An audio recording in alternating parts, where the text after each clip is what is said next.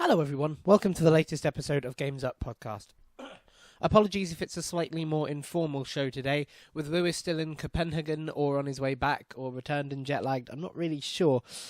We decided that it's time to do a much shorter episode of the show, a much more informal episode of the show, and what I was planning to do is run you through the week's news that you may have missed. Of course, we've had the big news like Microsoft's xCloud and Google's streaming service starting the next potential big competition in gaming, with Google being able to play Assassin's Creed Odyssey on any Chrome browser, which is, frankly, really quite impressive. It's using streaming technology, that Google has developed to do the computing elsewhere on servers, so that you can just play the game as though it's on demand, much like Netflix or the equivalent of in other mediums. Kind of like Spotify, in that it's stored elsewhere, processed elsewhere, and you just get to hear it.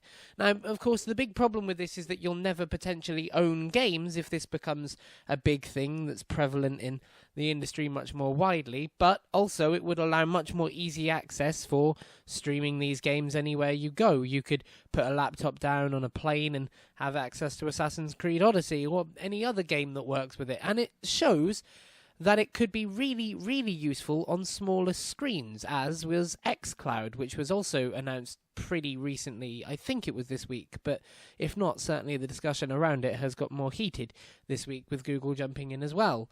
xCloud is Microsoft trying to push Xbox and Xbox services and Xbox gaming specifically to other screens, basically any other screen. I imagine it will work something like an app, kind of, almost like Netflix as well, where you open the app, connect to whichever account it is and whatever streaming server you are connected to, and boom, there are your games.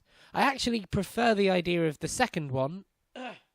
I know I'm a Microsoft head and a bit of an Xbox fanboy, so I probably would do, but I like the idea of having this tied exclusively to a gaming service, because I think some of the benefits of being on that platform will become much more widespread and much more approachable and much more attainable.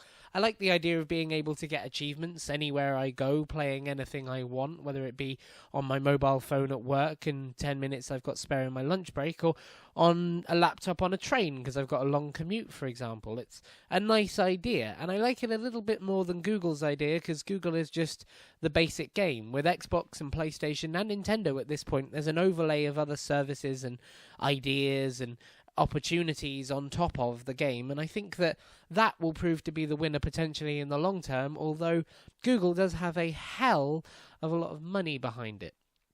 That was one of the big stories this week. The other one that I could see was Microsoft potentially buying Obsidian. This would be huge for a number of reasons. Obsidian are a well-known and well-respected independent RPG developer. The thing that you most likely know them for is the development of Fallout New Vegas. But if Microsoft got them on board, they could do a couple of things. Firstly, they could probably more easily split them into two teams, because Obsidian are a big company, and one of the rumours that came out recently is that the papers with which Microsoft will acquire Obsidian suggest that the deal makes sure that they limit them to not being able to stop growing. Basically, they have to be able to grow over 200 employees as a clause of this deal, which is kind of fascinating. I've never seen a deal done like that before. But there we go. Maybe it'll end up working for them. I imagine it will end up working for them. Having two teams from one of the most respected RPG studios in the industry can always be better than one. So that was the other story I was going to talk you through. But then I started trying to find other stories, and I started looking on places that summarize these stories really quickly, or do the top 10 biggest gaming stories this week, and there's a couple that do a really, really good job of it. VG247 compiles stories from all over the internet, and they do a fantastic job of it. They deserve serious appreciation. GamesIndustry.biz are great for more industry-focused sides of the news. If you want to have a look down a summary or a kind of list of all the stuff that happened this week that's big in the industry side of things, there where you go. But I decided to look instead at newspapers and broadsheets and the Telegraph and the Mail and all sorts of places that report on gaming news kind of because they have to rather than because they want to. And it struck me that there is still such a bad tone problem with video games. I looked on the Telegraph, and the first 3 stories of any substance I could see were all related to Fortnite addiction, the latest in the series of video game moral panics where parents are scared that video games are eating their children's soul. And we joke about it, but video game addiction can be a real thing, just like gambling addiction or basically any kind of addiction.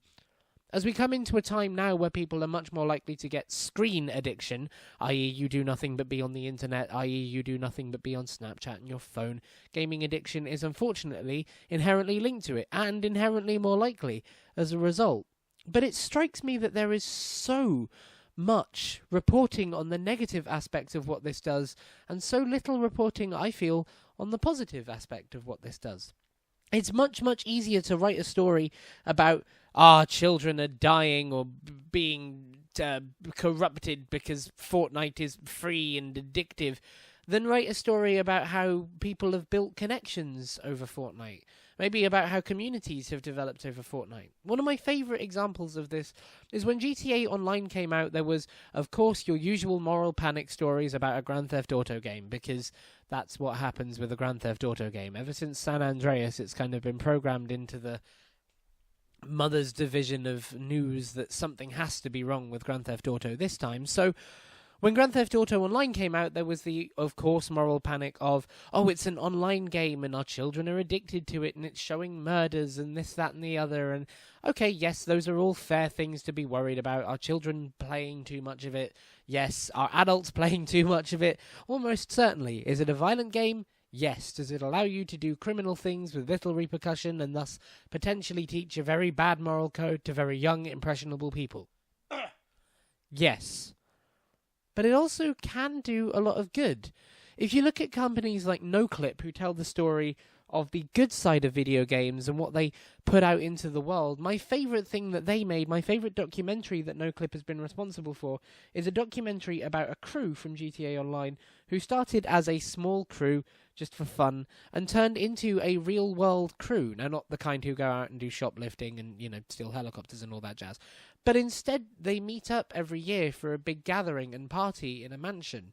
They come from all over the country, which is America, and potentially all over the globe. They meet and have barbecues, and they meet and have meals together. They invite their kids and their partners. They play online together at the time. They do LAN parties. And the head of the crew goes out to them if they can't make it. When you get to a certain level in the crew, when you've been in it for a certain amount of time and you have a certain reputation, they give everyone in it a license plate, which is your license plate from Grand Theft Auto. They encourage people to download the app and make their own license plate in the game so that everyone recognizes who they're playing with. And then if you are in the crew in the real world for an amount of time, they give you that license plate in the real world. It's an amazing story. The guy has flown out all over the country and all over the globe to give this little souvenir to people. This little souvenir of, look, you've played an online game, but you've done so much more than that. You've been a part of a community. You've improved the lives of real people. You have made and been a part of something that has been really good and had a really positive impact to actually quite a number of people at this point. We don't tell those kind of stories often enough. We're telling them more and more now as creators from games journalism and enthusiast press go independent and try and seek out these joy-telling stories of what video games can do. But we still don't have enough of them. It's still far too easy for the Telegraph or the Independent or whoever it is that has a meagre section on video games because it has to be covered under entertainment these days to write a story about Fortnite destroying brains or killing brain cells or ruining children or becoming the latest addiction or making everyone smash iPads, and people share it and it becomes much more easily recognizable than the positive stories. So, after trying to read this week the news to tell you about the news you might have missed, I decided, fuck that. Let's do something a bit different. I want to tell you 2 people that you should go and watch because they are so wonderfully positive and they do such a wonderful job of spreading the news, that video games are not just here to be a hobby. They're not just here to be a time-consuming, brain cell-killing thing, that they can have wonderful real-world repercussions. The first is one I've already mentioned, NoClip, Danny O'Dwyer's documentary company that occasionally has documentaries made by other people as well. Alana Pierce's is a great example of that. They look so deeply into games and their development and their marketing and what it's like to make them in the real world. And they're just awesome. If you really want to see how the industry works, what it's like to work in games and the positive impacts that can come out of those, go and look at NoClip. If you also want to look at all those things, go and look at People Make Games.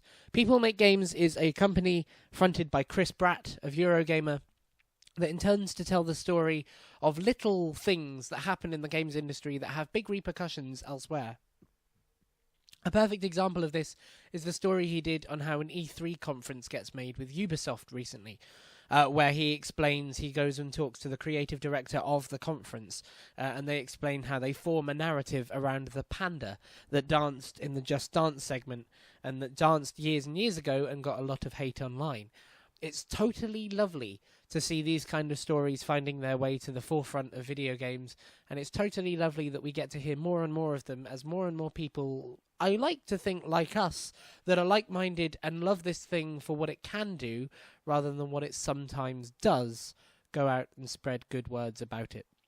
And I hope that you spread good words about things too. If you feel like spreading some good words about us, you can like and subscribe to the show, whether you're on YouTube or iTunes. We publish at 6:30 every Monday, and at the minute 6:30 every Wednesday for our EGX content. And we will see you next week. Until then, the game's up.